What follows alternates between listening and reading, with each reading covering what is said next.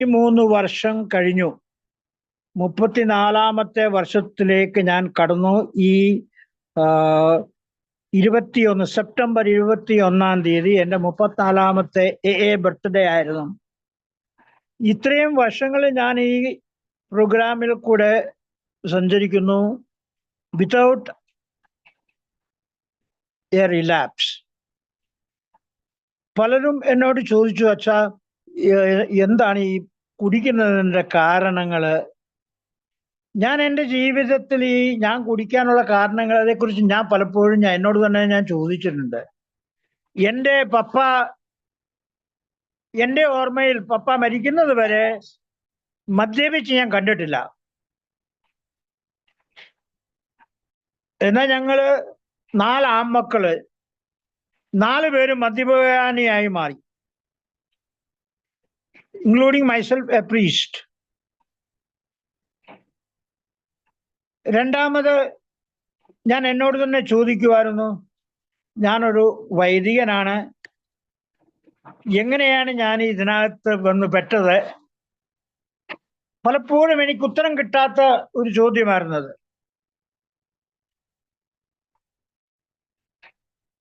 ഞാൻ ഈ പ്രോഗ്രാമിൽ കൂടെ കടന്നു പോയപ്പോൾ പലരുടെയും ഈ അനുഭവങ്ങൾ പങ്കുവെക്കുന്നത് എന്നെ ഒത്തിരി ഹെൽപ്പ് ചെയ്തു, ഇതിനെക്കുറിച്ച് മനസ്സിലാക്കാനും എന്താണ് കുടിയുടെ യഥാർത്ഥ കാരണങ്ങൾ. അപ്പൊ അതിൽ പ്രധാനപ്പെട്ട 2 കാരണങ്ങളാണ് ഈ ഭയവും കോപവും. ഞാൻ ഒത്തിരി ഭയപ്പെട്ടിരുന്ന ഒരു വ്യക്തിയാണ്. എനിക്കൊത്തിരി പേടിയുണ്ടായിരുന്നു. ഞങ്ങൾ 8 മക്കളിൽ 5ാമത്തവനാണ് ഞാൻ. എനിക്ക് സ്നേഹത്തിന്റെ ഒത്തിരി കുറവുകൾ കിട്ടി. ഈ ഭയം എന്നത് ഞാൻ ഡിക്ഷണറിയിൽ നോക്കിയാൽ it is A natural emotion. Fear is A natural emotion. ഇത്രയും മാത്രമേ ഒരു ഡിക്ഷണറി നമുക്ക് കിട്ടുന്ന അറിവ്. എന്നാൽ ഈ ആൽക്കഹോളിക് അനോണിമസിൽ വന്നതിന് ശേഷം ഞാൻ ഈ കുടിയുടെ യഥാർത്ഥ കാരണങ്ങളെ കുറിച്ച് തേടിയപ്പോൾ എനിക്ക് മനസ്സിലായി, ഈ ഭയം എന്ന് പറയുന്നത് it's nothing but A lack of love experience. സ്നേഹത്തിന്റെ കുറവുകൾ എനിക്ക് ഉണ്ടായപ്പോഴാണ് എൻ്റെ ജീവിതത്തിൽ ഭയം ഉണ്ടാകാൻ തുടങ്ങിയത് എന്ന് എനിക്ക് മനസ്സിലായി. ഒരു കുഞ്ഞ് അമ്മയുടെ മാറിടത്തിൽ നിന്ന് ബെഡിലോട്ട് ഇടുമ്പോൾ ആ കുഞ്ഞ് പേടിച്ച് കരയുന്നു. അതിൻ്റെ കാരണം ആ അമ്മയുടെ സ്നേഹത്തിന്റെ കുറവ് ആ കുട്ടിക്ക് അനുഭവം ഉണ്ടാകുന്നു. എനിക്ക് പലപ്പോഴും സ്നേഹത്തിന്റെ കുറവുകൾ എൻ്റെ ജീവിതത്തിൽ ഉണ്ടായിട്ടുണ്ട്. മാതാപിതാക്കൾ എന്നെ സ്നേഹിക്കാൻ ആഗ്രഹിച്ചു എങ്കിലും പലപ്പോഴും അവരെന്നെ സ്നേഹിക്കുന്നില്ല എന്നുള്ളൊരു തോന്നൽ എൻ്റെ മനസ്സിൽ പലപ്പോഴും വന്നുകൂടിയിട്ടുണ്ട്. വീട്ടിലെ ആ സാഹചര്യങ്ങളും സാമ്പത്തികമായിട്ടുള്ള ബുദ്ധിമുട്ടുകളും കൊണ്ടായിരിക്കാം എനിക്ക് എൻ്റെ സ്കൂളിലെ കൂട്ടുകാർക്ക് കിട്ടുന്നത് പോലുള്ള സ്നേഹമോ അവർക്ക് കൊടുക്കുന്ന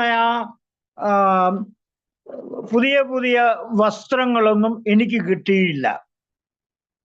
എനിക്കൊരു ക്ലാസ്സിൽ ആദ്യത്തെ ദിവസം മുതൽ ആ വർഷം അവസാന ദിവസം വരെ ഒരു ഷോർട്ട് പാൻറ്റും ഒരു ഷർട്ടും മാത്രമേ എനിക്കുണ്ടായിരുന്നുള്ളൂ. സൺഡേ പള്ളിയിൽ പോണെങ്കിലും അത് തന്നെ ഇട്ടുകൊണ്ട് പോകണം, മാർക്കറ്റിൽ പോകണമെങ്കിലും അത് തന്നെ ഇട്ടുകൊണ്ട് പോകണം, പന്ത് കളിക്കാൻ പോകണമെങ്കിലും അത് തന്നെ ഇട്ടുകൊണ്ട് പോകണം. അപ്പൊ എനിക്ക് മറ്റുള്ളവരുടെ മുമ്പിലൊക്കെ എനിക്കൊരു തോന്നലുണ്ടായിരുന്നു, മറ്റുള്ളവർക്കൊക്കെ എന്നേക്കാൾ കൂടുതലായിട്ട് സ്നേഹം കിട്ടുന്നവരാണല്ലോ, അവർക്ക് എന്നേക്കാൾ കൂടുതൽ വസ്ത്രങ്ങളുണ്ടല്ലോ, അവർക്ക് എന്നേക്കാൾ കൂടുതൽ ഭക്ഷണം കിട്ടുന്നുണ്ടല്ലോ. അപ്പൊ ഇങ്ങനെയൊക്കെയുള്ള ആ സ്നേഹത്തിന്റെ കുറവുകൾ പല രീതിയിൽ എനിക്ക് അനുഭവപ്പെടാൻ തുടങ്ങി. സ്കൂളിലാണെങ്കിലും ചെല്ലുമ്പോഴും അവർക്ക് മറ്റുള്ളവരെ പോലെയുള്ളൊരു മതിപ്പോ അല്ലെ ഒരു സ്നേഹം എനിക്ക് കിട്ടാതെ പോയി. എനിക്ക് ഹെഡ് മാസ്റ്ററുടെ തല്ല് കിട്ടിയിട്ടുണ്ട്. അതും എൻ്റെ no fault of my own. ഞാൻ ഒരു തെറ്റ് ചെയ്യാഞ്ഞിട്ട് പോലും എൻ്റെ കൂട്ടുകാരൻ ജനലിൽ കൂടെ അകത്ത് കയറി വന്ന് കതക് തുറന്ന് കൊടുത്തു. അത് പിയൂൺ കണ്ടുപിടിച്ചപ്പം അവനെയും പിടിച്ചു, അവന്റെ കൂടെ ഉണ്ടായിരുന്ന എന്നെയും പിടിച്ചു. ഞാൻ പുറത്തായിരുന്നില്ല, എന്നിട്ടും എന്നെയും പിടിച്ചു. ഹെഡ് മാസ്റ്റർ അടുത്ത് കൊണ്ടെന്ന് പറഞ്ഞു, ഇവന്മാർ കള്ളന്മാരാണ്, ഇവന്മാരത് ജനലിനകത്തൂടെ സ്കൂളിനകത്ത് കയറി. അത് ഹെഡ് മാസ്റ്റർ ഞങ്ങളെ വിളിച്ചു, രണ്ടുപേരും അസംബ്ലിയുടെ സമയത്ത് ഞങ്ങളെ വിളിച്ചിട്ട് എല്ലാ കുട്ടികളുടെയും മുമ്പിൽ വെച്ച് ചോടയ്ക്ക് നല്ല 3 ചൂരൽ വടി അങ്ങോട്ട് കിട്ടിയപ്പോൾ ഞാനങ്ങോട്ട് കരയാൻ തുടങ്ങി. എനിക്ക് വേറെ മാർഗമൊന്നുമില്ലായിരുന്നു. കരഞ്ഞു. പക്ഷെ എൻ്റെ ജീവിതത്തിൽ അത് വളരെയധികം സ്വാധീനിച്ചു. സ്നേഹത്തിന്റെ കുറവ് എനിക്ക് മനസ്സിലായി. അത് കഴിഞ്ഞിട്ട് പലപ്പോഴും സ്നേഹത്തിന്റെ കുറവുകൾ എനിക്ക് എൻ്റെ വീട്ടിൽ തന്നെ അനുഭവപ്പെട്ടു. ടീച്ചേഴ്സിന്റെ ആണെങ്കിലും ഗുരുക്കന്മാരുടെ കയ്യിൽ നിന്നാണെങ്കിലും സ്നേഹത്തിന്റെ കുറവുകൾ അനുഭവപ്പെട്ട പല സാഹചര്യങ്ങളുണ്ട്. അപ്പൊ എനിക്ക് പലപ്പോഴും പേടിയുള്ള ആളുകള്, പോലീസുകാർ എനിക്ക് വലിയ പേടിയാണ്.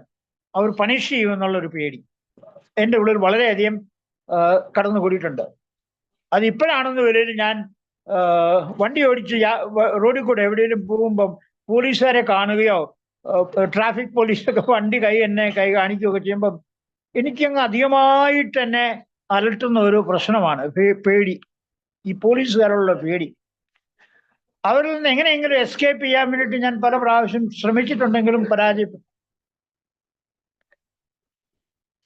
ഞാൻ പലപ്പോഴും മറ്റുള്ളവരിൽ നിന്ന് അൺവാണ്ടഡ് ആയിട്ടുള്ള ഒരു അനുഭവം എനിക്ക് ഉണ്ടായിട്ടുണ്ട്. ഐ ആം നോട്ട് വാണ്ടഡ്, നിന്നെ ഇവിടെ ആവശ്യമില്ല എന്നുള്ള രീതിയിൽ. ഈ പ്രോഗ്രാമിൽ വന്നതിന് ശേഷവും ഞാനത് പലപ്പോഴും അനുഭവിച്ചു. കാരണം പ്രോഗ്രാം കഴിഞ്ഞ് ഞാൻ ഇവിടെ വന്നപ്പോൾ എൻ്റെ രൂപതയിൽ വൈദികനായിട്ടിരിക്കുന്ന സമയത്ത് ക്രിസ്തുമസിന്റെ സമയത്ത് ഞങ്ങൾക്കൊരു പാർട്ടി, ഒരു ഗെറ്റ് ടുഗദർ, അച്ഛന്മാരെല്ലാവരും കൂടെ ഒരു ഗെറ്റ് ടുഗദർ ബിഷപ്പുമായിട്ട് ഉണ്ടായി. എല്ലാവർക്കും ഇൻവിറ്റേഷൻ കൊടുത്തു, എനിക്ക് ഇൻവിറ്റേഷൻ തന്നില്ല. അപ്പം എൻ്റെ അയൽവക്കത്തുള്ള മറ്റൊരച്ഛൻ ഇങ്ങനെ പോയപ്പോൾ എന്നോട് വിളിച്ചു, മത്തായിച്ചൻ വരുന്നില്ലയോ?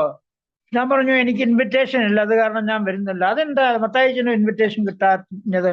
എല്ലാരെയും വിളിച്ചായിരുന്നല്ലോ. ഞാൻ പറഞ്ഞു, ഇന്ന് ചിലപ്പം പാർട്ടിയൊക്കെ അല്ലേ, ഇന്ന് ഇച്ചിരി വെള്ളമൊക്കെ അടിക്കുന്ന ദിവസമല്ലേ, എല്ലാവർക്കും ഇച്ചിരി വെള്ളമൊക്കെ കൊടുക്കും. അപ്പൊ മത്തായിച്ചൻ വന്നാൽ ചിലപ്പോൾ മത്തായിച്ചൻ വെള്ളം കുടിച്ചു കഴിഞ്ഞാൽ അപ്പോഴേ അവൻ്റെ സൊബ്രായിറ്റി പോയില്ലേ. അപ്പൊ അതുകൊണ്ട് ആരെങ്കിലും നമ്മളെ മനഃപൂർവ്വം വിളിക്കാതിരുന്നതായിരിക്കാം എന്ന് ഞാൻ പറഞ്ഞു മറുപടി. പക്ഷേ എനിക്കത് ഒത്തിരി സ്നേഹത്തിന്റെ കുറവ് പോലെ എനിക്ക് മനസ്സിലായി. കാരണം they are not called me. I felt like I was unwanted. That fear of rejection was എന്നെ അലട്ടിക്കൊണ്ടിരുന്നു. അതുപോലെ തന്നെ എനിക്ക് പലർക്കും മദ്യപാനികൾക്കുള്ളതാണ് ഫിയർ ഓഫ് ഡെത്ത്. ഏത് സമയത്തും ഞാൻ മരിച്ചു പോകുമോ എന്നുള്ള ഒരു ഭയം എന്നെ പല പ്രാവശ്യം പല സാഹചര്യത്തിൽ എന്നെ അലട്ടിയിട്ടുണ്ട്. Fear of death. പലർക്കും ഫിയർ ഓഫ് ലൂസിങ് ഫ്രണ്ട്സ്.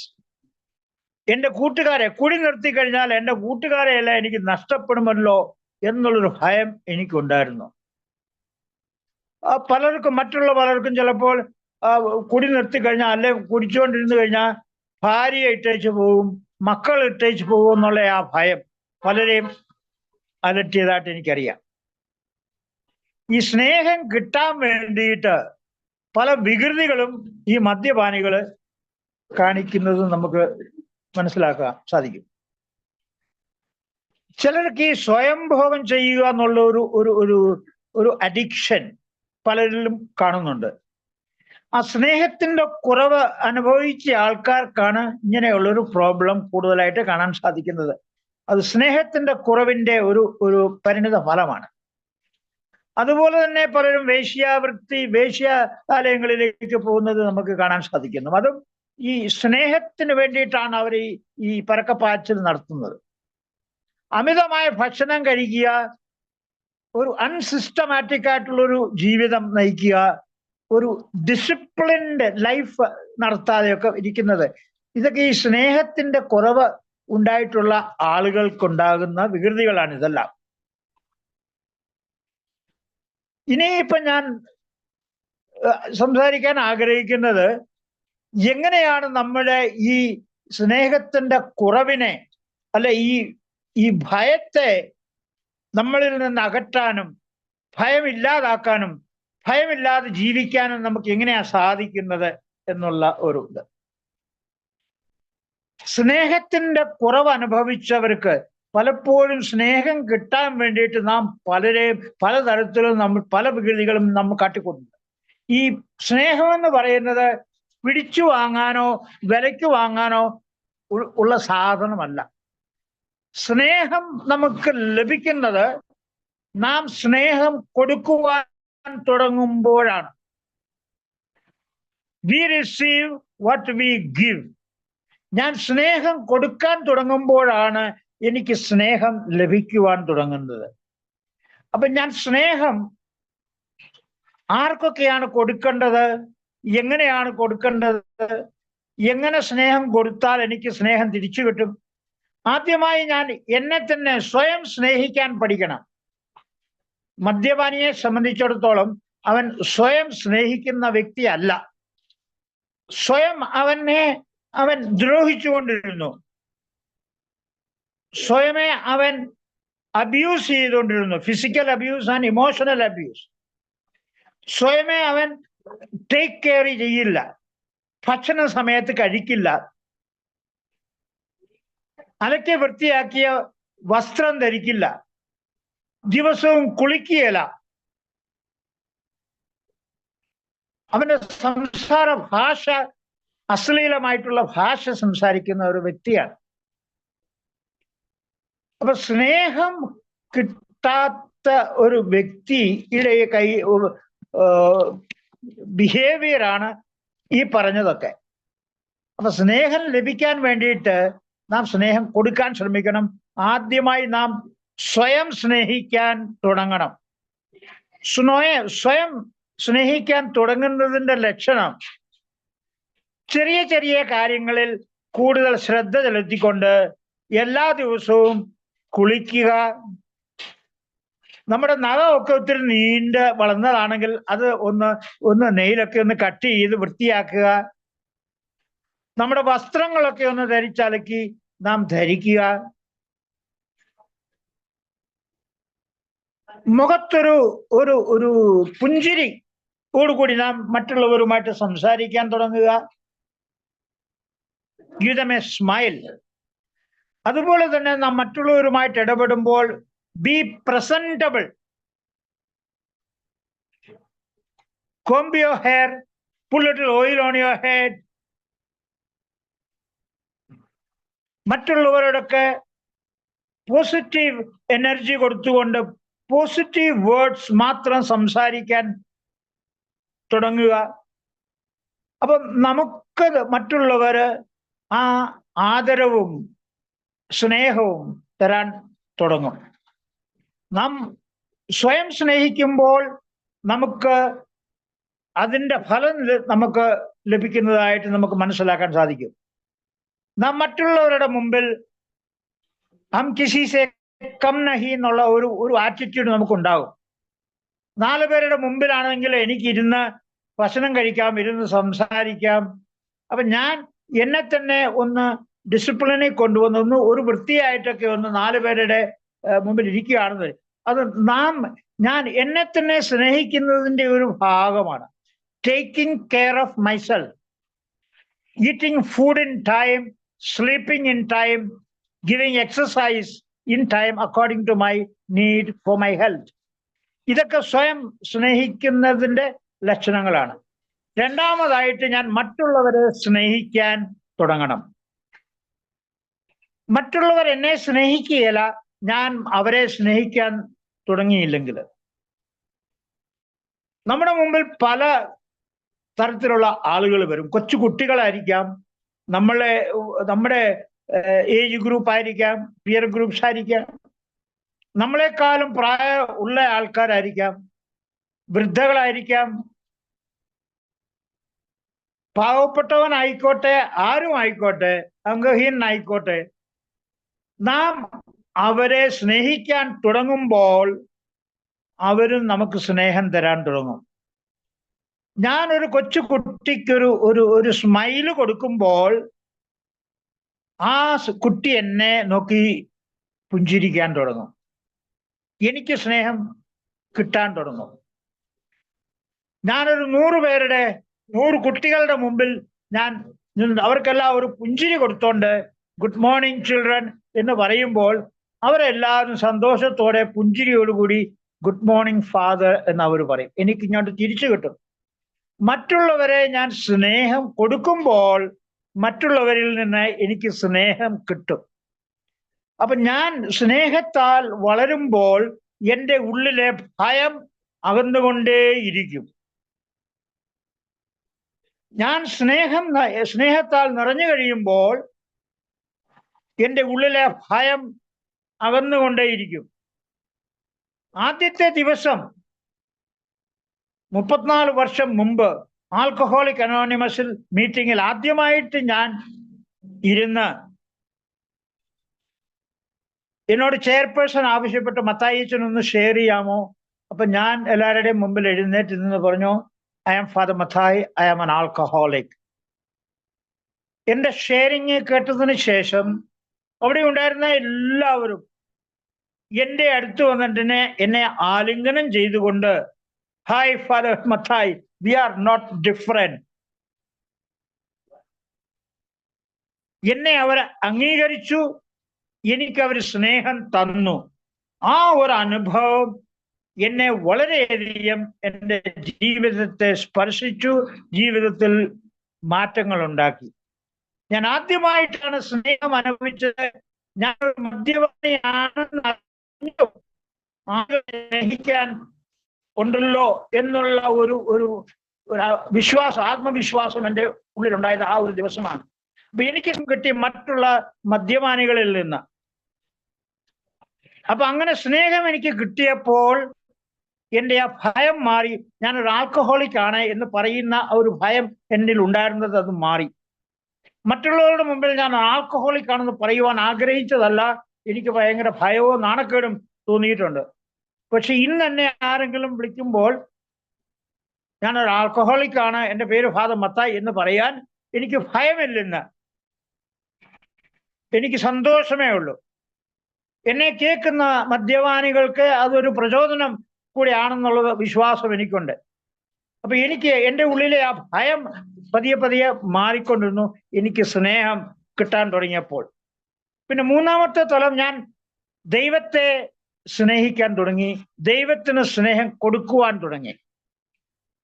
ഇന്ന് ഞാൻ മദ്യപാനത്തിൽ നിന്ന് അകന്ന് ജീവിക്കുന്നു എങ്കിൽ അത് ദൈവത്തിന്റെ കൃപയാണ്. ദൈവത്തിന്റെ കൃപ കൊണ്ട് മാത്രമാണ്, എൻ്റെ കഴിവ് കൊണ്ടല്ല. ഞാൻ ദൈവത്തോട് കൃതജ്ഞതയുള്ളവനാണ്. അപ്പൊ ഞാൻ ദൈവത്തെ സ്നേഹിക്കാൻ തുടങ്ങി. ഞാൻ ദൈവത്തെ സ്നേഹിക്കാൻ തുടങ്ങിയതോടുകൂടി ഞാൻ ദൈവത്തിന്റെ ആജ്ഞകൾ പാലിക്കുവാനും തുടങ്ങി. Every day God is asking me to do God's will, not my will. അപ്പൊ എൻ്റെ ആഗ്രഹങ്ങളും എൻ്റെ ഇച്ഛകളുമല്ല, ദൈവത്തിന്റെ ഇച്ഛയും ദൈവത്തിന്റെ ആഗ്രഹങ്ങളുമാണ് ഇനിയും എനിക്ക് നിറവേറ്റാൻ ഉള്ളത് എന്നെനിക്ക് മനസ്സിലായി. ഞാൻ ദൈവത്തെ സ്നേഹിക്കാൻ തുടങ്ങി. ദൈവത്തിന്റെ ആ ആഗ്രഹങ്ങളും ദൈവത്തിന്റെ ആ ഇച്ഛയും ഞാൻ എൻ്റെ ജീവിതത്തിൽ എൻ്റെ ഇച്ഛയും എൻ്റെ ആഗ്രഹങ്ങളുമായിട്ട് ഞാൻ അത് അംഗീകരിക്കാൻ തുടങ്ങി. ഇന്ന് ഞാൻ പല സാഹചര്യങ്ങളിലും എൻ്റെ ഇഷ്ടം ആണോ ദൈവത്തിന്റെ ഇഷ്ടമാണോ ഇതെന്ന് ഞാൻ ഒരു ചോദ്യം ചോദിക്കും എന്നോട് തന്നെ. അപ്പം ഇത് ദൈവത്തിന്റെ ഇഷ്ടമല്ല എന്നെനിക്ക് തോന്നിയാൽ ആ പ്രവൃത്തിയിൽ നിന്ന് ഞാൻ മാറി നിൽക്കുന്നു. ഇത് ദൈവത്തിന്റെ ഇഷ്ടം, ഇത് മത്തായിച്ചന്റെ ഇഷ്ടമാണെന്ന് തോന്നിയാൽ ഞാൻ ചോദിക്കും, ദൈവത്തിന്റെ ഇഷ്ടം എന്താണ്? ദൈവമേ എന്നോട് കാണിച്ചു തരണമേ എന്ന് ഞാൻ ചോദിക്കും. അപ്പം ദൈവം എനിക്ക് കാണിച്ചു തരും. മത്തായിച്ച ഇത് മത്തായിച്ചന്റെ ഇഷ്ടമാ, ദൈവത്തിന്റെ ഇഷ്ടമല്ല. മത്തായിച്ചൻ അതിൽ നിന്ന് മാറി നിൽക്കേ, മത്തായിച്ചൻ അവിടെ പോകണ്ട, മത്തായിച്ചൻ അതിലേ പോകണ്ട എന്നെനിക്ക് മാർഗദർശനം കിട്ടുന്നുണ്ട്. അപ്പൊ ഞാൻ ദൈവത്തെ സ്നേഹിക്കാൻ തുടങ്ങിയപ്പോൾ ദൈവത്തിന്റെ ഇഷ്ടം നിറവേറ്റാൻ ഞാൻ തുടങ്ങി. അങ്ങനെ ഞാൻ ദൈവസ്നേഹം എന്നിലേക്ക് ഒഴുകുവാൻ തുടങ്ങി. ദൈവസ്നേഹം എന്നിലേക്ക് ഒഴുകുവാൻ തുടങ്ങിയപ്പോൾ എൻ്റെ ഉള്ളിലെ ഭയം അങ്ങോട്ടും കുറഞ്ഞ് ഒട്ടുമില്ലാത്ത ഒരു രീതിയിലേക്ക് മാറുന്നു. ഇത് ഞാൻ അനുഭവത്തിൽ കൂടി ഞാൻ മനസ്സിലാക്കുന്ന ഒരു കാര്യമാണ്. ഞാനിപ്പോ എവിടെ പോയാലും, ഞാനിപ്പം ഇന്നലെ ഞാൻ പൂനെയിൽ നിന്ന് ഞാൻ സ്വന്തമായിട്ട് എൻ്റെ വണ്ടിയിൽ ഒറ്റയ്ക്ക് ഞാൻ കാർ ഓടിച്ച് ഞാൻ വാരണാസിയിൽ വന്നു. വനത്തിന്റെ നടുക്കൂടെയും റോഡുകളൊക്കെ മോശമായിരുന്നു, ചിലടത്തൊക്കെ നല്ല ഹൈവേ ഒക്കെ ആണെങ്കിലും ഒരു ഭയവും എനിക്ക് ഒരിടത്തും തോന്നിയില്ല. നക്സലൈറ്റ്സ് ഒക്കെ ഉള്ള അല്ലെ മാവോവാദികളുള്ള സ്ഥലങ്ങളിൽ കൂടെയും ഞാൻ യാത്ര ചെയ്തു. പക്ഷെ എനിക്ക് ഭയം എന്നുള്ളത് എനിക്ക് അനുഭവപ്പെട്ടില്ല. കാരണം എനിക്ക് വിശ്വാസമുണ്ട്, ഞാൻ ദൈവം എൻ്റെ കൂടെയാണ് യാത്ര ചെയ്യുന്നത്, ദൈവം എൻ്റെ കൂടെ സാന്നിധ്യത്തിലാണെന്നുള്ള ആ ദൈവത്തിന്റെ സാന്നിധ്യം ഞാൻ മനസ്സിലാക്കുന്നത് കൊണ്ട് എനിക്കൊരു ശകലം പോലും ഭയമുണ്ടായില്ല വന്ന വഴിക്ക് എന്നുള്ളത് സത്യമാണ്. അപ്പൊ ദൈവത്തെ സ്നേഹിക്കുമ്പോൾ, അല്ലെ ഞാൻ ദൈവത്തിന് സ്നേഹം കൊടുക്കുമ്പോൾ ദൈവം എന്നെ സ്നേഹിക്കുന്നു, എന്നെ പല അപകടങ്ങളിൽ നിന്നും രക്ഷപ്പെടുത്തി, പല പ്രലോഭനങ്ങളിൽ നിന്നും എന്നെ രക്ഷപ്പെടുത്തി. കാരണം പുറത്തെ ജീവിതം എന്ന് പറയുന്നത് പ്രലോഭനങ്ങളാൽ നിറഞ്ഞതാണ്. പലതരത്തിലുള്ള പ്രലോഭനങ്ങൾ, പൈസയ്ക്ക് വേണ്ടിയിട്ടുള്ള പ്രലോഭനങ്ങൾ,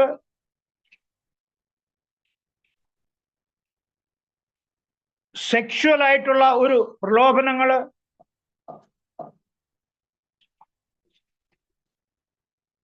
അങ്ങനെ പലതരത്തിലുള്ള തെറ്റായ മാർഗത്തിൽ കൂടെ പോകാനും തെറ്റായ കാര്യങ്ങൾ ഞാൻ ചെയ്യുവാനും എനിക്ക് പ്രലോഭനങ്ങൾ ഉണ്ടാകും ഈ സോബർ ലൈഫിൽ ഞാൻ മുമ്പോട്ട് പോകുമ്പോൾ. പക്ഷെ ഞാൻ ദൈവത്തോട് സ്നേഹം കൊടുക്കുമ്പോഴും ദൈവത്തിന്റെ ഇഷ്ടം പോലെ ജീവിക്കാൻ ഞാൻ ശ്രമിക്കുകയും ചെയ്യുമ്പോൾ ദൈവം എന്നെ പരിപാലിക്കുന്നു, ദൈവം എന്നെ പല അപകടത്തിൽ നിന്നും പ്രലോഭനത്തിൽ നിന്നും ജയിപ്പിച്ച് മുമ്പോട്ട് കൊണ്ടുപോകുന്നു എന്നുള്ള ഒരു ധൈര്യവും എന്നെ ഭയത്തെ എൻ്റെ ഉള്ളിൽ നിന്ന് മാറ്റിത്തരുന്നു എന്നുള്ള ഒരു സത്യം ഞാൻ അനുഭവിക്കുന്നു. രണ്ടാമത്തെ ടോപ്പിക്ക് ആങ്കർ എന്നുള്ള ഒരു ടോപ്പിക്കാണ്. അതുപോലെ തന്നെ ഞാൻ ഈ ഡിക്ഷണറിയിലൊക്കെ നമ്മൾ വായിച്ചു നോക്കുമ്പോൾ ആങ്കറിന്റെ ഡെഫിനിഷൻ എന്നതാണ്, പരിഭാഷ എന്താന്ന് നോക്കുമ്പോൾ അതും ഒരു നാച്ചുറൽ നെഗറ്റീവ് ഇമോഷനാണ് ആങ്കർ. പക്ഷേ എൻ്റെ ജീവിതത്തിൽ ഞാൻ ഈ ആൽക്കഹോളിക് അനോണിമസിന്റെ ജീവിത രീതിയിൽ കൂടെ മുമ്പോട്ട് പോയപ്പോൾ, ഞാൻ പഠനം നടത്തിയപ്പോൾ എനിക്ക് മനസ്സിലായി ആങ്കർ എന്ന് പറയുന്നതിന്റെ അർത്ഥം പെയിൻ റിസീവ്ഡ്, വേദന എനിക്ക് ലഭിച്ചു,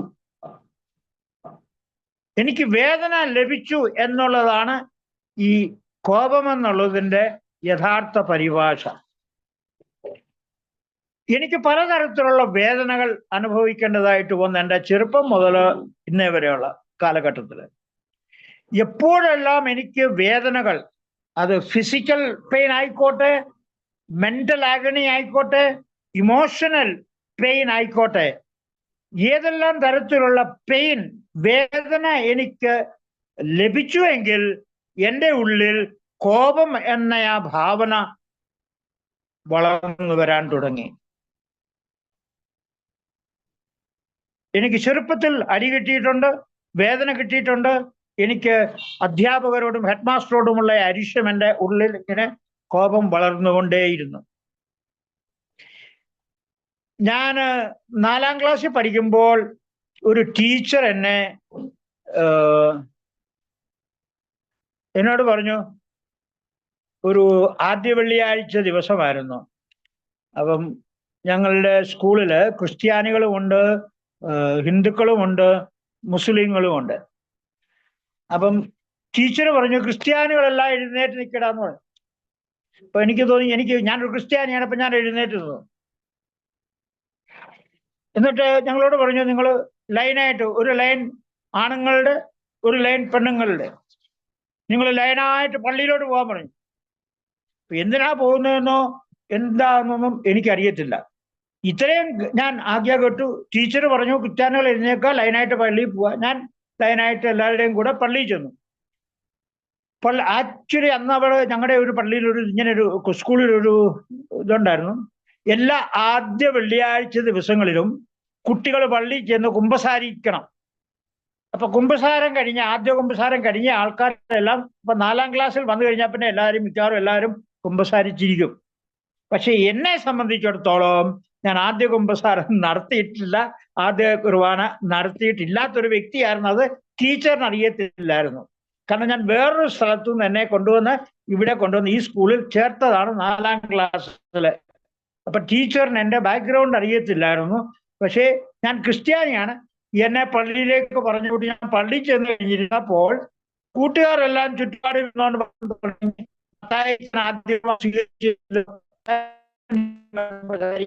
ഈ വർത്തമാനം കേട്ടിട്ടുണ്ട്. കുമ്പസാരക്കൂട്ടിലിരുന്ന വികാരിയച്ഛൻ എഴുന്നേറ്റ് ഞങ്ങളുടെ അടുത്ത് വന്ന് ചോദിച്ചു, എന്നാണ് നീയൊക്കെ ഇവിടെ നിന്ന് വർത്തമാനം പറയുന്നത്?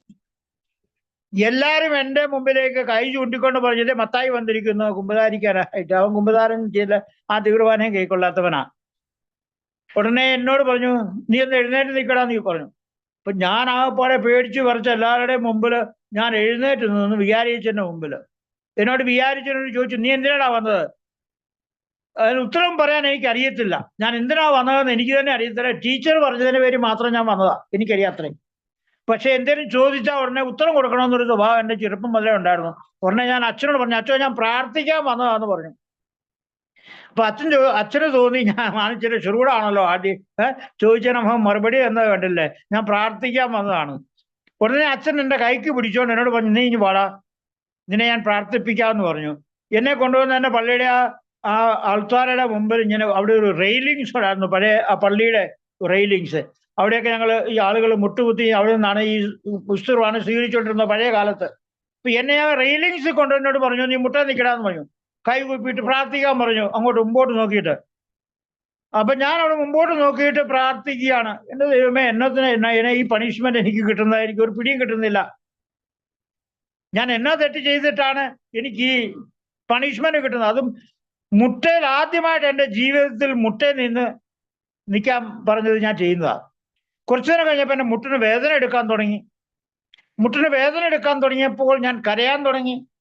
അപ്പൊ എനിക്ക് ആ വികാരിച്ചുകൊണ്ട് ഭയങ്കര അരിശം തോന്നി. എൻ്റെ ഉള്ളിൽ അരിശം തുടങ്ങി. അങ്ങ് ആ ടീച്ചർ എന്നെ പള്ളിയിലേക്ക് പറഞ്ഞു വിട്ട ടീച്ചറിനോട് എനിക്ക് അങ്ങോട്ട് അരിശം അങ്ങോട്ട് തുടങ്ങി. എൻ്റെ പുറകിലിരിക്കുന്ന ആൺകുട്ടികളും പെൺകുട്ടികളും എല്ലാം എന്നെ നോക്കി കളിയാക്കുകയായിരിക്കും, ചിരിക്കുകയായിരിക്കും എന്നുള്ളൊരു തോന്നൽ എൻ്റെ മനസ്സിൽ കൂടെ കടന്നു പോകുന്നു. അപ്പൊ എൻ്റെ ഉള്ളിൽ വേദന അങ്ങ് വർദ്ധിച്ചുകൊണ്ടിരിക്കുന്നു. അതേസമയം എൻ്റെ ഉള്ളിലെ ആ കോപവും അങ്ങ് വർദ്ധിച്ചുകൊണ്ടേ ഇരുന്നു, അതേ പ്രപ്പോർഷനില്. പക്ഷെ എനിക്കൊന്നും ചെയ്യാൻ പറ്റുന്നില്ല, കരയുക എന്നുള്ളത് അതിന് അപാരമായിട്ട്. അപ്പൊ ഞാൻ അവിടെ ഇരുന്ന് കരഞ്ഞു. 2-3 മണിക്കൂർ നേരം ഞാൻ അവിടെ ഇരുന്ന് കരഞ്ഞുകൊണ്ടിരുന്നു മുട്ടയെ കുത്തി. 3 മണിക്കൂർ കഴിഞ്ഞപ്പം വിചാരിച്ചൻ എൻ്റെ അടുത്ത് വന്നു ചോദിക്കുക, ഇതുവരെ നീ പോയില്ലേടാ? എല്ലാവരും കുമ്പസാരിക്കാൻ വന്നവർ കുമ്പസാരം കഴിഞ്ഞിട്ട് അവർ തിരിച്ച് പള്ളിക്കുറിച്ച് പോയി. എന്നിട്ട് ഞാൻ അവിടെ കുത്തിയിരിക്കുകയായിരുന്നു. ഇമാജിൻ ചെയ്തുകൊണ്ട് എല്ലാവരും എന്നെ നോക്കി ഇന്ന് ചിരിക്കുക പറയുന്നു. അപ്പോഴാണ് മനസ്സിലായത്, ഞാൻ എഴുന്നേക്കുന്ന പള്ളിക്കുറിച്ച് പോരാ, നീ പോയിട്ട് നിന്റെ ക്ലാസ് റൂം അടയ്ക്കുന്നതിന് മുമ്പായിട്ട് പോയി ബാഗ് എടുത്തുകൊണ്ട് വീട്ടിൽ പോകാൻ പറഞ്ഞു. ഞാൻ പേടിച്ച് ക്ലാസ് റൂമിൽ ചെന്നപ്പോഴത്തേക്ക് ക്ലാസ് റൂം എല്ലാം അടച്ചു കഴിഞ്ഞു. പിള്ളേരെല്ലാം വീടുകളിലേക്ക് പോയി. അപ്പം പുസ്തകവും ബുക്കും ഇല്ലാതെ വീട്ടിൽ ചെന്ന് കഴിഞ്ഞാൽ എനിക്ക് അവിടെ തല്ല് കിട്ടും. ഇനി എങ്ങനെയാണ് വീട്ടിൽ പോകുന്നതെന്ന് ഞാനിങ്ങനെ ആലോചിച്ചിരുന്നു. വേദന അങ്ങ് ഭാരമായിട്ട് ഞാൻ ഈ വേദനയും അരിശവും കാരണം കോപത്താൽ ഞാൻ ചില തീരുമാനങ്ങൾ മനസ്സിലങ്ങോട്ട് ചിന്തിക്കാൻ തുടങ്ങി. ഇനിയും മേലാ ഞാൻ പള്ളിക്കൂടത്തിൽ വരില്ല, ഇനിയും മേലാ ഞാൻ പള്ളിയിൽ പോവുകയില്ല, ഇനി മേലാ ഞാൻ ഈ അച്ഛന്മാരെയും ഒന്നും കാണാൻ പോവുകയില്ല എന്നൊക്കെയുള്ള ചില തീരുമാനങ്ങളൊക്കെ അങ്ങോട്ട് മനസ്സിൽ കൂടെ അങ്ങോട്ട് എടുക്കാൻ തോന്നലുണ്ടായി. അപ്പം വീട്ടിൽ ചെന്ന് കഴിഞ്ഞാൽ പാത്തും പരിമയും വേണം വീട്ടിൽ ചെന്ന് കയറാൻ. അല്ലെങ്കിൽ പത്തായ മമ്മിയോ ആരെങ്കിലും അല്ലെ പെങ്ങന്മാരോ പുസ്തകം ഇല്ലാതെ വീട്ടിലോട്ട് കയറി ചെല്ലുന്നത് കണ്ടാൽ അവർ ചോദിക്കും, എന്തിയാണ് നിന്റെ ബാഗും, നീ അങ്ങോട്ട് ബാഗ് കൊണ്ട് കളഞ്ഞിട്ടാണല്ലോ വരുന്നതെന്നൊക്കെ ചോദിച്ചാൽ പപ്പ എന്നെ തല്ലൂ എന്നുള്ളൊരു പേടിയുണ്ട് എനിക്ക്. ഏതായാലും കൊള്ളാം, ആരും എന്നെ ചോദ്യം ചെയ്യാത്ത രീതി ഞാൻ ഒതുക്കത്തിൽ ഞാൻ വീട്ടിനുള്ളിൽ കയറി. എനിക്ക് തല്ല് കിട്ടിയില്ല. പക്ഷെ പിറ്റേ ദിവസം മുതൽ എനിക്ക് പള്ളിക്കൂടത്തിലോട്ട് പോകാൻ ഒരു ആഗ്രഹമില്ല. പള്ളിക്കൂടത്തിൽ പോകുന്നത് എനിക്ക് വളരെ ബുദ്ധിമുട്ട് പോലെ എനിക്ക് തോന്നി. പക്ഷെ എൻ്റെ മുമ്പിൽ വേറെ ഓപ്ഷൻ ഒന്നും ഇല്ല. ഞാൻ പള്ളിക്കൂടത്തിൽ പോകുകയായിരുന്നാൽ എനിക്ക് വീണ്ടും വീട്ടിൽ തല്ല് കിട്ടും. അത് കാരണം എനിക്ക് പോകേണ്ടി വന്നു. എൻ്റെ ജീവിതത്തിൽ അരിശം ഇങ്ങനെ വളർന്നു വളർന്നു വന്നതിൻ്റെ ഒരു പശ്ചാത്തലം ഇതാണ്. എനിക്ക് വേദന ലഭിച്ചു. എന്നെ മുട്ടെ കുത്തി നിർത്തി 3 മണിക്കൂർ. എൻ്റെ മുട്ടിന്റെ അടിയിൽ ചെറിയ തരി പോലുള്ള മണൽ തരികൾ അവിടെ ഉണ്ടായിരുന്നത് എൻ്റെ മുട്ടയിലോട്ട് കയറിയിട്ട് എനിക്ക് വേദന സഹിക്കാൻ മേലാത്ത വേദന കിട്ടിയപ്പോൾ എൻ്റെ ഉള്ളിൽ കോപം വർദ്ധിച്ചു വർദ്ധിച്ചു വർദ്ധിച്ചു വന്നു. രണ്ടാമത് എനിക്ക് വേദന ഒത്തിരി ഉണ്ടായ ഒരു സംഭവം ഞാൻ നിങ്ങളുമായിട്ട് പങ്കുവെക്കാൻ ആഗ്രഹിക്കുന്നത്, ഞാൻ സ്കൂളിൽ നിന്ന് പഠിത്തമല്ല കഴിഞ്ഞ് മെട്രിക് കഴിഞ്ഞിട്ട് ഞാൻ കേരളം വിട്ട് ഞാൻ രാജസ്ഥാനിൽ പഠിക്കാനായിട്ട് പോയി. അവിടുത്തെ പഠിത്തം കഴിഞ്ഞിട്ട് ഞാൻ നാഗ്പൂരിൽ എൻ്റെ പഠിത്തവും യൂണിവേഴ്സിറ്റി പഠനങ്ങളെല്ലാം നാഗ്പൂരിൽ യൂണിവേഴ്സിറ്റിയിലാണ് ഞാൻ ചെയ്തത്. അതെല്ലാം കഴിഞ്ഞൊരു വൈദികനായി. വൈദികനാകുന്നതിൻ്റെ 1 വർഷം മുമ്പ് ഞങ്ങൾക്കൊരു ഡീക്കൻ പട്ടം എന്ന് പറഞ്ഞൊരു പട്ടമുണ്ട്. അപ്പൊ ആ ഡയക്കണേറ്റ് പട്ടം സ്വീകരിക്കുന്നതിന് മുമ്പായിട്ട് ചില ചടങ്ങുകളൊക്കെ ഉണ്ട് സെമിനാരിയുടെ. ഞാൻ കാഞ്ഞിരപ്പള്ളി രൂപതയിൽ നിന്നുള്ള സീറോ മലബാർ രൂപത ആണ് കാഞ്ഞിരപ്പള്ളി. അവിടുന്ന് ഞാൻ ജോലി ചെയ്യുവാനായിട്ട് എന്നെ വിളിച്ചത് വാരണാസി രൂപതയിലേക്കാണ്. അത് ലാറ്റിൻ ഡയസിസ് ആണ്. അപ്പൊ അന്നത്തെ കാനൻ ലോ അനുസരിച്ച് സീറോ മലബാർ സഭയിൽ നിന്ന് ലത്തീൻ സഭയിലേക്ക് ഒരു വൈദികനാകാൻ പോകുന്ന ആളുകൾക്ക് NOCയുടെ ആവശ്യമുണ്ട്. No objection certificate from the home diocese bishop. അപ്പോൾ കാഞ്ഞിരപ്പള്ളി ബിഷപ്പിന്റെ ഒരു NOC സർട്ടിഫിക്കറ്റ് എനിക്ക് വേണം. അതിനെ ഞങ്ങൾ ഡെമിസോറിയൽ സർട്ടിഫിക്കറ്റ് എന്നാണ് പറയുന്നത്. അപ്പൊ ഡെമിസോറിയൽ സർട്ടിഫിക്കറ്റ് എനിക്ക് കിട്ടിയില്ല. കാരണം എൻ്റെ പപ്പ വികാരിച്ചനോട് പറഞ്ഞു, അച്ഛ ഡെമിസോറിയൽ സർട്ടിഫിക്കറ്റ് എന്ന് പറഞ്ഞ സർട്ടിഫിക്കറ്റ് ആവശ്യപ്പെടുന്നുണ്ട്, മത്തായിച്ചന് ഓർഡിനേഷൻ കൊടുക്കണമെന്ന് വരില്ല. അതുകൊണ്ട് അച്ഛനൊരു സർട്ടിഫിക്കറ്റ് എങ്ങനെയാ ഒന്ന് പറഞ്ഞത്, ബിഷപ്പ് കൊടുക്കേണ്ട സർട്ടിഫിക്കറ്റാണ്, എനിക്ക് എഴുതാൻ പറ്റുകയില്ല. ഞാൻ വേണേ ഒരു ആപ്ലിക്കേഷൻ അങ്ങോട്ട് ഫോർവേഡ് ചെയ്യാൻ പറഞ്ഞു.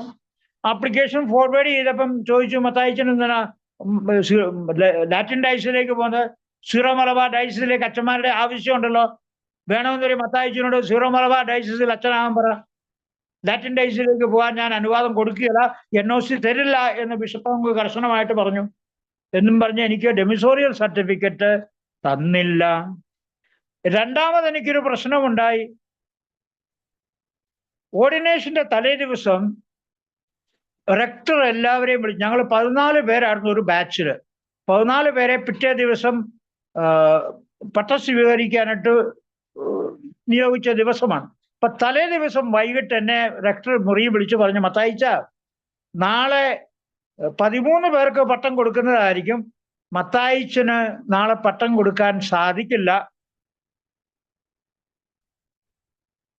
ഇത് കേട്ടപ്പോൾ ഞാൻ അതുപോലെ തന്നെ ഞാൻ എൻ്റെ ശരീരത്തോടു കൂടി ഞാൻ അങ്ങ് ഭൂമിയിലേക്ക് അങ്ങ് താണുപോയി എന്നെനിക്ക് അങ്ങ് തോന്നിപ്പോയി.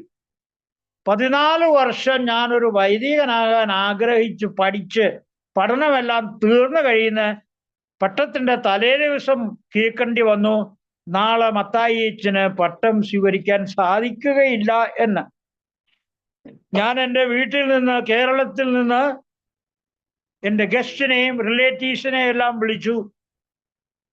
പട്ടം സ്വീകരണത്തിനുള്ള എല്ലാ കാര്യങ്ങളും ക്രമീകരിച്ചു. പുതിയ ലോഹ തയ്പ്പിച്ചു, ക്യാമറാമാനെ അറേഞ്ച് ചെയ്തു, ടീ പാർട്ടി അറേഞ്ച് ചെയ്തു, കേരളത്തിൽ നിന്ന് വന്നവർക്ക് താമസിക്കാനുള്ള മുറികളും എല്ലാം അറേഞ്ച് ചെയ്തു, സെറ്റ് ചെയ്തു. അവർക്ക് തിരിച്ചു പോകാനുള്ള ടിക്കറ്റ് വരെ അറേഞ്ച് ചെയ്തു. അവരെല്ലാം അവിടെ ഉണ്ട് താനും. അപ്പൊ എനിക്കിത് കേൾക്കുമ്പോൾ എനിക്ക് അങ്ങോട്ട് ഇത്രയൊക്കെ അങ്ങോട്ട് എൻ്റെ ഹൃദയത്തിൽ കൂടെ ഒരു വാള് കടന്നു പോയതുപോലെ എനിക്ക് തോന്നി. അങ്ങ് ഹൃദയം അങ്ങ് വേദനയിൽ അങ്ങ് തകർന്നു പോയി. അതുപോലെ വേദന ഉണ്ടായ ഒരു നിമിഷമായിരുന്നു അത്. എനിക്ക് വേദന ലഭിച്ചപ്പോൾ എൻ്റെ ഉള്ളിൽ കോപം എന്ന ആ ഒരു അവനെ അങ്ങോട്ട് വളർന്നിട്ട് ആദ്യമായിട്ട് എന്നോട് പറഞ്ഞ റെക്ടർ അച്ഛനോട് എനിക്ക് കോപം തോന്നി. അത് കഴിഞ്ഞ് എൻ്റെ ബിഷപ്പിനോട് എനിക്ക് കോപം തോന്നി. ഈ ബിഷപ്പ് എന്തുകൊണ്ട് എനിക്ക് ഡെമിസോറിയൽ സർട്ടിഫിക്കറ്റ് തന്നില്ല? അതുപോലെ തന്നെ എൻ്റെ പാരിഷ് പ്രീസ്റ്റിനോട് എനിക്ക് കോപം തോന്നി.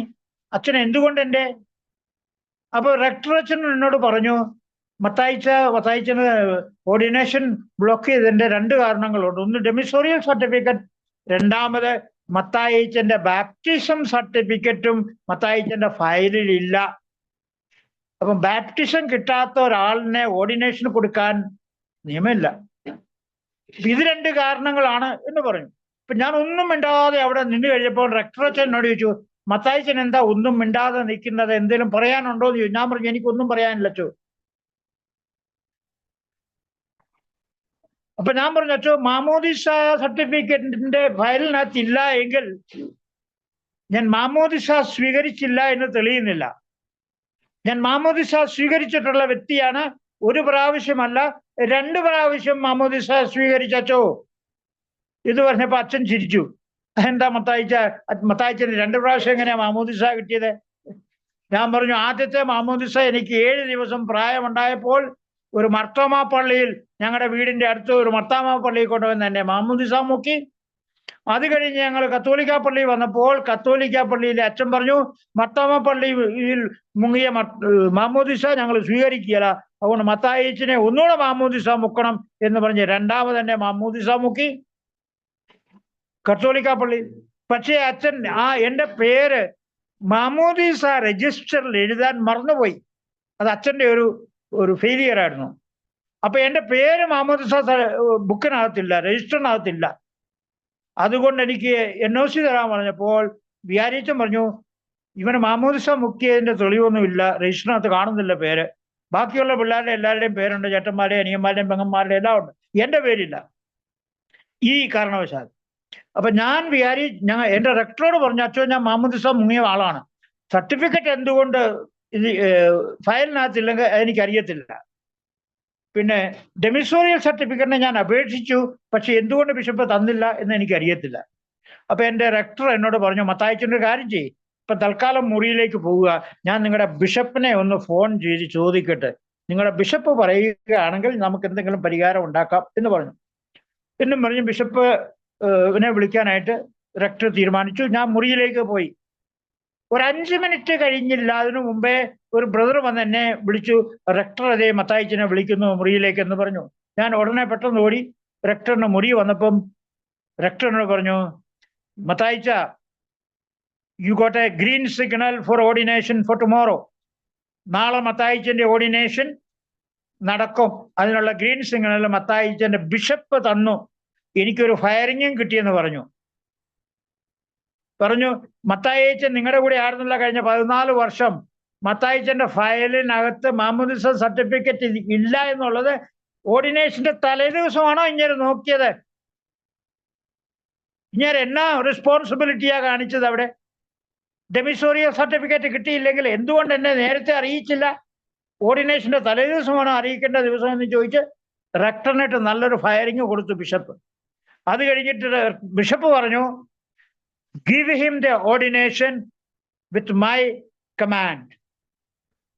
If anything is required, I will get it from the Holy See. Demisorial certificate ആയിക്കോട്ടെ, മാമോദിസ സർട്ടിഫിക്കറ്റ് ആയിക്കോട്ടെ, എന്തെങ്കിലും പ്രശ്നം ഉണ്ടെങ്കിൽ ഞാനത് പരിഹരിച്ചോളാം, നിങ്ങൾ ബുദ്ധിമുട്ടണ്ട.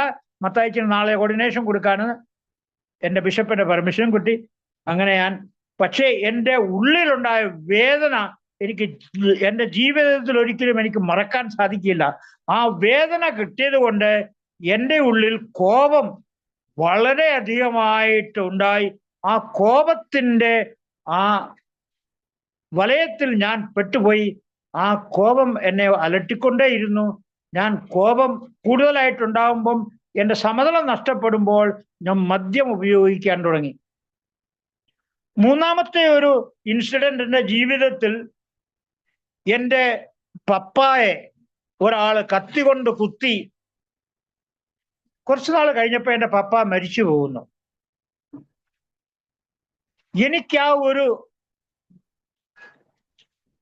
ഇൻസിഡന്റ് എനിക്ക് അങ്ങോട്ട് അംഗീകരിക്കാൻ പറ്റുന്നില്ല, എനിക്ക് മറക്കാൻ പറ്റുന്നില്ല. എന്നെ ഒത്തിരി എൻ്റെ ജീവിതത്തിൽ വേദന തന്ന ഒരു കാര്യമാണത്. എൻ്റെ പപ്പായെ കത്തി കൊണ്ട് കുത്തി. എൻ്റെ പപ്പ കുറച്ചുനാൾ കഴിഞ്ഞ് മരിച്ചു. എൻ്റെ ഓർഡിനേഷന് വരേണ്ട പപ്പായുടെ ഡോക്ടർ പറഞ്ഞു ഓർഡിനേഷന് പോകാൻ പാടില്ല, യാത്ര ചെയ്യാൻ പറ്റില്ല, ബനാറസ് വരെ യാത്ര ചെയ്യാൻ പറ്റില്ല എന്ന് പറഞ്ഞു. അപ്പൊ എൻ്റെ ഓർഡിനേഷന് പോലും എൻ്റെ പപ്പായ്ക്ക് വരാൻ സാധിക്കില്ല. മമ്മി മാത്രമേ വന്നുള്ളൂ ഓർഡിനേഷന്. എന്നെ ഒത്തിരി വേദനിപ്പിച്ച ഒരു സംഭവമാണത്. എനിക്ക് ആ വ്യക്തിയോട് കോപം അങ്ങോട്ട് ഉണ്ടായിട്ട് അങ്ങോട്ട് റീവെഞ്ച് എടുക്കാനായിട്ട് എനിക്ക് തോന്നി. ആ ആളിനെ ഞാൻ കേരളത്തിൽ ഇനി ചെല്ലുമ്പോൾ ആ ആളിനെ ഞാൻ എങ്ങനെയെങ്കിലും നശിപ്പിക്കണം എന്നെ മനസ്സിൽ കൂടെ തോന്നലുകൾ ഉണ്ടായി. എൻ്റെ ജ്യേഷ്ഠന്മാരോടും എനിക്ക് കോപം അങ്ങോട്ടുണ്ടായി. അവർ ജീവനോട് വീട്ടിലിരിക്കുമ്പോൾ എന്തുകൊണ്ട് ആ മനുഷ്യനെ ജീവനോട് പുറത്തോടെ നടക്കാൻ അനുവദിക്കുന്നു? അവിടെ പോലീസുകാരില്ലേ, അവിടെ നിയമങ്ങളില്ലേ, എന്തുകൊണ്ട് അവനെ ജയിലിനകത്ത് ആക്കുന്നില്ല എന്നുള്ള പല ക്വസ്റ്റ്യൻ മാർക്കും എൻ്റെ മനസ്സിൽ കൂടെ കടന്നുപോയി.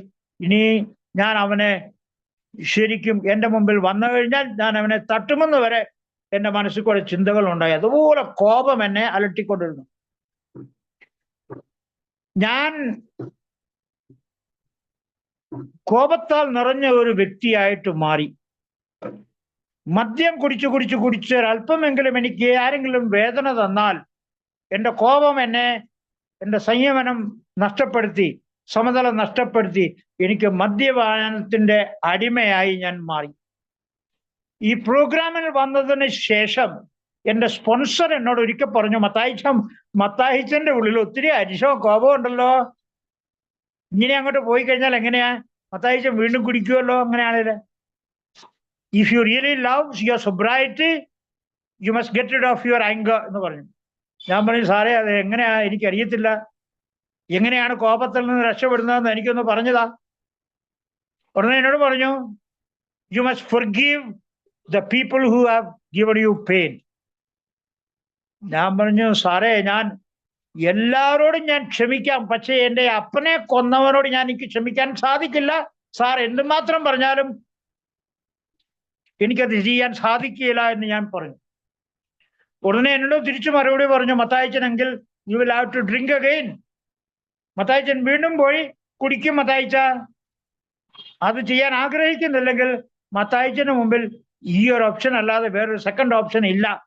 അവനോട് ക്ഷമിക്കുക എന്നുള്ള ഒരു ഓപ്ഷൻ മാത്രമേ ഉള്ളൂ. So you have to do it. Your only function is to forgive. അപ്പൊ ഞാൻ സാറിനോട് ചോദിച്ചു, സാറേ എന്നോട് പറഞ്ഞതാ, എങ്ങനെയാ അവനോട് ക്ഷമിക്കുന്നത്? എനിക്ക് ക്ഷമിക്കാൻ അങ്ങോട്ട് പറ്റുന്നില്ല. ഉടനെ എന്നോട് പറഞ്ഞു തന്നു, you pray for him, you bless him, ask God to bless that family and him. അവന് വേണ്ടിയിട്ട് പ്രാർത്ഥിക്കുക, അവന് വേണ്ടിയിട്ട് നല്ല കാര്യങ്ങൾ ചെയ്യുക, അവനോട് ഹൃദയം കൊണ്ട് ക്ഷമിക്കുക.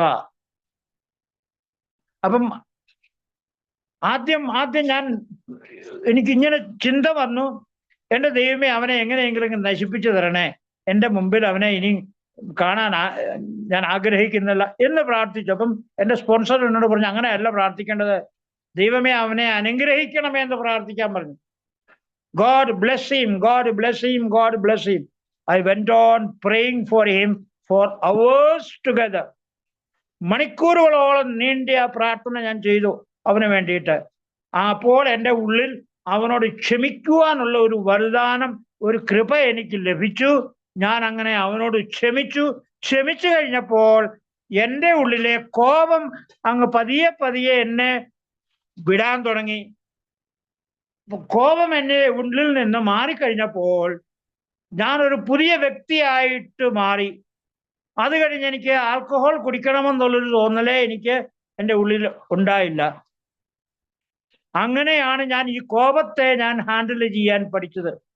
ബാക്കിയുള്ള പല ടെക്നിക്കുകളും ഞാൻ കൗൺസിലിങ് ചെയ്ത സമയത്തും പലരും എന്നോട് പറഞ്ഞു തന്ന ക്ലാസ്സുകളിൽ, കോപമുള്ള ആൾക്കാർ ബ്രീത്തിങ് എക്സസൈസ് ചെയ്യണം, breathing in peace and breathing out your anchor. അപ്പം ഈ ശ്വാസം പുറത്തോട്ട് കളയുമ്പോൾ അകത്തുള്ള ആ കോപത്തെ ശ്വാസത്തിന്റെ കൂടെ തന്നെ പുറത്തേക്ക് തള്ളിക്കളയുക. അങ്ങനെ 3 പ്രാവശ്യം you take a deep breath and breathe out anger. ഞാനത് ചെയ്തു, എനിക്കത് പ്രയോജനപ്പെട്ടു. ഞാൻ പലപ്പോഴും എനിക്ക് കോപമുണ്ടാകുമ്പോൾ ഞാനത് ഈ എക്സസൈസ് ചെയ്ത് ഞാൻ അതിൽ നിന്ന് വിടുതൽ ലഭിച്ചിട്ടുണ്ട്. Practically I am doing that. പിന്നെ എന്നോട് പറഞ്ഞു, കോപമുള്ള സമയത്ത് നല്ല കുളത്തിലോട്ട് ഇറങ്ങി നല്ലപോലെ നീന്താൻ പറഞ്ഞു, നല്ല സ്പീഡില്. ഞാൻ അതും ചെയ്തിട്ടുണ്ട്. പക്ഷെ നീന്തി കുറച്ച് കഴിയുമ്പോൾ നമ്മുടെ ആ ഉള്ളിലെ കോപം അങ്ങ് കുറഞ്ഞതായിട്ട് എനിക്ക് തോന്നും. അതൊരു അനുഭവമാണ്. പിന്നെ മൂന്നാമതൊരു ടെക്നിക്ക് പറഞ്ഞത്, കോപമുള്ളപ്പോൾ മിണ്ടാതിരിക്കുക, മറുപടി ഒന്നും കൊടുക്കാതിരിക്കുക ആർക്കും. 1, 2, 3, 4 എണ്ണിക്കൊണ്ടിരിക്കുക, 20 വരെ. 20 വരെ 1, 2 എണ്ണിക്കൊണ്ട് 20 വരെ എണ്ണിക്കഴിയുമ്പോൾ എൻ്റെ ഉള്ളിലെ കോപം കുറഞ്ഞിരിക്കും എന്ന് എന്നോട് പറഞ്ഞു തന്നു. ഞാൻ അതും ചെയ്തു നോക്കി. അതും എനിക്ക് അനുഭവം പോസിറ്റീവായിട്ട് തന്നെ കണ്ടു. എനിക്ക് അരിശം ആരോടെങ്കിലും തോന്നിയാൽ ഉടനെ ഞാൻ ഒന്നും അവരുടെ മറുപടി പറയാതെ മിണ്ടാതിരുന്നിട്ട് ഞാൻ 1, 2, 10, 20 വരെ ഞാൻ എണ്ണിക്കൊണ്ടിരുന്നു. ആ 20 വരെ എണ്ണിക്കഴിയുമ്പോൾ എൻ്റെ ഉള്ളിലെ കോപം ഒത്തിരി കുറഞ്ഞതായിട്ട് എനിക്ക് അനുഭവത്തിൽ കൂടെ മനസ്സിലാക്കാൻ സാധിച്ചു. പിന്നെ ഒരു ടെക്നിക്ക് പറഞ്ഞു, യു പഞ്ച് ദ പില്ലോ. തലയണയിലോട്ട് കൈ കൊണ്ടോ ചുരുട്ടി അങ്ങോട്ട് ഇടിക്കാൻ പറഞ്ഞു. അരിശമുള്ള ആളിനെ ഇടിക്കുന്ന ഒരു രീതിയിൽ മനസ്സിൽ കണ്ടുകൊണ്ട് അങ്ങോട്ട് പില്ലോ, തലയിണ അങ്ങോട്ട് ഇടിച്ച് പഞ്ച് ചെയ്യാൻ പറഞ്ഞു. പക്ഷെ തലപണ പൊട്ടിക്കരുതെന്ന് എന്നോട് പറഞ്ഞു തന്നു. പക്ഷെ ഞാനതും ചെയ്തു നോക്കി. പക്ഷെ അതെനിക്ക് വലിയ കാര്യമായിട്ടൊന്നും പ്രയോജനം ചെയ്തതായിട്ട് എനിക്ക് തോന്നിയില്ല. അത് കാരണം ഞാൻ അങ്ങനെ വലിയ വാല്യൂ കൊടുത്തില്ലായിരുന്നു. പക്ഷെ ഏറ്റവും കൂടുതലായിട്ട് എനിക്ക് വാല്യൂ മനസ്സിലായത് മറ്റുള്ളവരോട്, പ്രത്യേകിച്ച് നമ്മെ വേദനിപ്പിച്ചവരോട് ക്ഷമിക്കുക, ഹൃദയം കൊണ്ട് ക്ഷമിക്കുക, അവരെ സ്നേഹിക്കുക, അവർക്ക് വേണ്ടിയിട്ട് പ്രാർത്ഥിക്കുക, അവർക്ക് വേണ്ടിയിട്ട് നല്ല കാര്യം ചെയ്യുക എന്നുള്ള ആ ഒരു ഇൻസ്ട്രക്ഷൻസ് എനിക്ക് കിട്ടിയത്, സജഷൻ എനിക്ക് കിട്ടിയത് എൻ്റെ ജീവിതത്തിൽ ഞാൻ അതിനെ പ്രായോഗികമാക്കി. ഞാൻ അതെൻ്റെ ജീവിതത്തിൽ പ്രാക്ടീസ് ചെയ്തുകൊണ്ട് മുമ്പോട്ട് പോകുന്ന ഒരു വ്യക്തിയാണ്. ഇന്ന് ഞാൻ ആ എനിക്ക് അരിശം തോന്നുമ്പോൾ, എനിക്ക് അരിശം എന്ന് പറയുന്നത് എൻ്റെ നാച്ചുറൽ ഇമോഷനാണ്, അത് ശരിയാണ്. പലപ്പോഴും ആരെങ്കിലും എന്നെ വേദനിപ്പിച്ചാൽ ഇന്നും എനിക്ക് അരിശം തുടങ്ങും. പക്ഷെ എൻ്റെ അരിശം അധികം വളരാൻ ഞാൻ വിട്ടുകൊടുക്കില്ല, അനുവദിച്ചു കൊടുക്കില്ല. അതിന് മുമ്പായിട്ട് തന്നെ ഞാൻ അവരോട് ക്ഷമിക്കുക ആദ്യം ചെയ്യുന്നത്. ദൈവമേ, അവരെ അനുഗ്രഹിക്കണമേ. അവരെന്നെ വേദനിപ്പിച്ചു, ഞാൻ ഒരു തെറ്റും ചെയ്യാതിരുന്നിട്ടും അവരെന്നെ ദോഷിയാക്കി എന്നെ ജഡ്ജ് ചെയ്തു. എന്നെ അവര് കുറ്റപ്പെടുത്തുന്നു, എൻ്റെ മേൽ അവര് തെറ്റായ ആരോപണങ്ങൾ ഉന്നയിക്കുന്നു. ദൈവമേ, അവരോട് ക്ഷമിക്കണേ എന്ന് ഞാൻ അവർക്ക് വേണ്ടിയിട്ട് പ്രാർത്ഥിക്കുന്നു. ഇത് ഞാൻ ഇന്ന് ചെയ്യുന്ന എൻ്റെ ഒരു പ്രത്യേക അനുഗ്രഹം എന്ന് ഞാൻ കാണുന്നു. എനിക്ക് മറ്റുള്ളവരോട് ക്ഷമിക്കാനും അവർക്ക് വേണ്ടിയിട്ട് പ്രാർത്ഥിക്കാനും സാധിക്കുന്നു. ദൈവം തമ്പുരാൻ എന്നെ അനുഗ്രഹിക്കുന്നു. അത് കാരണം എൻ്റെ തെറ്റുകൾക്കുമെല്ലാം എനിക്ക് ദൈവം ക്ഷമ തരുന്നുണ്ട്. എൻ്റെ തെറ്റുകളെ ദൈവം ക്ഷമിച്ചു എന്നെനിക്ക് ബോധ്യമാകുന്നുണ്ട്. ഞാൻ ഒത്തിരി തെറ്റുകൾ ചെയ്തിട്ടുണ്ട്. മദ്യപാനികളിൽ ഒരുപക്ഷെ ഞാൻ ചെയ്ത പോലെയുള്ള തെറ്റുകൾ പലരും ചെയ്ത് കാണുകയില്ല. എന്നാലും എൻ്റെ തെറ്റുകളെല്ലാം എൻ്റെ ദൈവം എന്നോട് ക്ഷമിച്ചിരിക്കുന്നു, ക്ഷമിച്ചു കഴിഞ്ഞു എന്നുള്ള ഒരു ബോധ്യം എൻ്റെ ഉള്ളിൽ ഇന്നുണ്ട്. അത് കാരണം എനിക്ക് ഈ മറ്റുള്ളവരോട് കോപിച്ച് അല്ലെ കോപത്താൽ വികൃതനായിട്ട് എനിക്ക് തെറ്റായ ആക്ടിവിറ്റീസിൽ ഇടപെടേണ്ട ആവശ്യമില്ല. എൻ്റെ എനർജി നഷ്ടപ്പെടുത്തേണ്ട ആവശ്യമില്ല. ഇന്നെൻ്റെ വായിൽ നിന്ന് നെഗറ്റീവായിട്ട് വാക്കുകൾ ഞാൻ വരാതിരിക്കാനായിട്ട് പ്രത്യേകം ശ്രദ്ധിക്കുന്നുണ്ട്. കാരണം എനിക്കറിയാം എനിക്ക് വേണ്ടുന്നത് പോസിറ്റീവ് എനർജിയാണ്. ആ പോസിറ്റീവ് എനർജി എനിക്ക് ലഭിക്കുന്നത് പോസിറ്റീവ് വേർഡ്സ് നമ്മൾ യൂസ് ചെയ്യുമ്പോഴാണ്. സകാരാത്മകമായിട്ടുള്ള വാക്കുകൾ ഞാൻ ഉപയോഗിക്കുമ്പോഴാണ് ഞാൻ മറ്റുള്ളവർക്ക് പോസിറ്റീവായിട്ടുള്ള ഊർജം കൊടുക്കുന്നത്.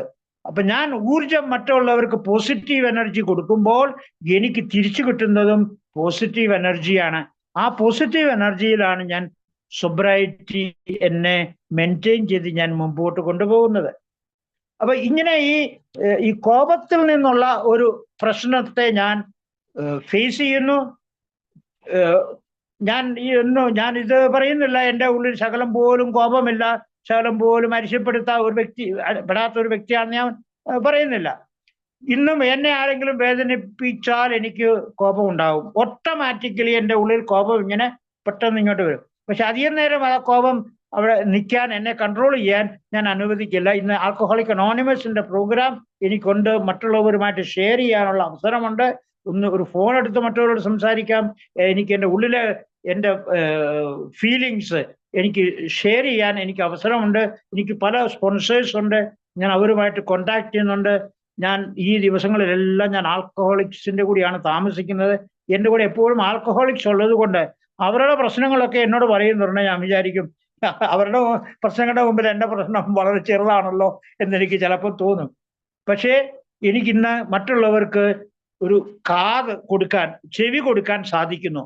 അവരുടെ പ്രോബ്ലം പറയുമ്പോൾ അവരുമായിട്ട് കോപിച്ച് അവരുമായിട്ട് തിരിച്ച് സംസാരിക്കാൻ പോകുന്നതിന് പകരമായിട്ട് അവർക്ക് ഞാൻ നല്ലൊരു കാത് കൊടുക്കുന്നു, ശ്രവണം കൊടുക്കുന്നു, മറ്റുള്ളവർക്ക് സ്നേഹം കൊടുക്കുന്നു. അങ്ങനെയൊക്കെ ചെയ്യുന്നത് കൊണ്ട് എനിക്ക് സ്നേഹം തിരിച്ചു ലഭിക്കുന്നു. മറ്റുള്ളവർ എന്നെ കാത് തരാനായിട്ട് അവര് ഉത്സുകരാകുന്നു. ഇതൊക്കെ ഈ പ്രോഗ്രാമിൽ വന്നതിന് ശേഷം ഞാൻ അനുഭവിക്കുന്ന നല്ല കാര്യങ്ങളാണ്. ഞാൻ ദൈവത്തിന് നന്ദി പറയുന്നു. ഇത്രയും നേരം എന്നെ ശ്രവിച്ചുകൊണ്ടിരുന്ന നിങ്ങൾ ഓരോരുത്തർക്കും ഞാൻ നന്ദി പറഞ്ഞുകൊണ്ട് എൻ്റെ വാക്കുകളെ ഞാൻ അവസാനിപ്പിച്ചു കൊള്ളട്ടെ. Thank you. God bless you. Thank you മത്തായിച്ച, ഞങ്ങളോടൊപ്പം ഇത്രയും സമയം ചെലവഴിച്ച്